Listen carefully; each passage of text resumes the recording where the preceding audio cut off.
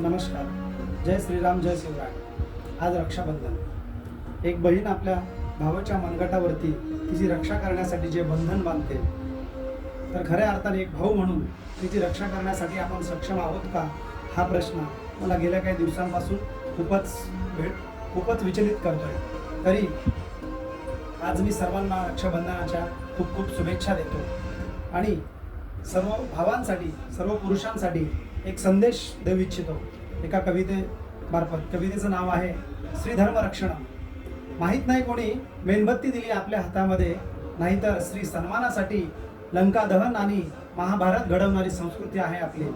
प्रार्थनेसाठी मेणबत्ती नाही तर महायज्ञ पेटवणारी संस्कृती आहे आपली आणि दुष्कर्मांना त्या महायज्ञामध्ये भस्म करणारी संस्कृती आहे आपली. गेल्या काही दिवसांपासून स्त्रियांवरील होणाऱ्या अत्याचारांबाबत चर्चा होत आहे भारी आणि काही देशांमध्ये कठोर शिक्षा आहेत जारी. बोललं जाते की त्या शिक्षांचं आपणही करावं अनुकरण.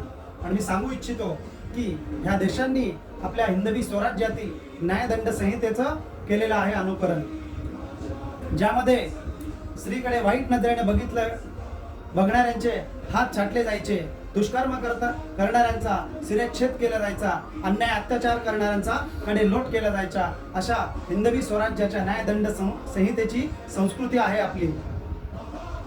धर्म स्थापनेसाठी आणि धर्मरक्षणासाठी न्याय, बलिदान आणि पुरुषार्थाचं शिकवण देणारे प्रभू रामचंद्र, अधर्माच्या विरुद्ध नेहमी आपल्या हातांवरती सुदर्शन चक्र घेणारे भगवान श्रीकृष्ण आणि अहिंसा आणि शांतीचा संदेश देणारे भगवान महावीर आणि भगवान गौतम बुद्ध, शौर्य, पराक्रम आणि धर्मरक्षणाची शिकवण देणारे छत्रपती शिवाजी महाराज, संभाजी महाराज, राणा प्रताप, राणी लक्ष्मीबाई आणि गुरु गोविंद सिंग यांसारख्या पराक्रमींचं सळसळणारं रक्त जोपासणारी संस्कृती आहे आपली.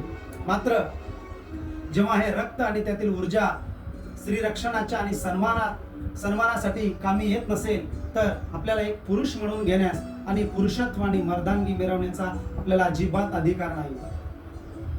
या जगामध्ये सर्वात महत्वाचा धर्म कोणता असेल तर तो म्हणजे स्त्री धर्म. जी स्त्री तुमच्या धर्मरक्षणाच्या संस्कारांची जननी आहे, जी जननी आज सुरक्षित राहिली नाही तर तुमचा जन्मही सुरक्षित राहणार नाही. म्हणून आपल्या शरीरातील रक्ताचा प्रत्येक थेंब आपण स्त्री धर्माच्या संरक्षणासाठी कामी आला पाहिजे. जेथे स्त्री सुरक्षित नाही तेथे धर्मही सुरक्षित नाही. म्हणून जेवढी स्त्री सुरक्षित आणि सक्षम राहील तेवढं आपला धर्म आणि आपली संस्कृती सुरक्षित आणि सक्षम राहील.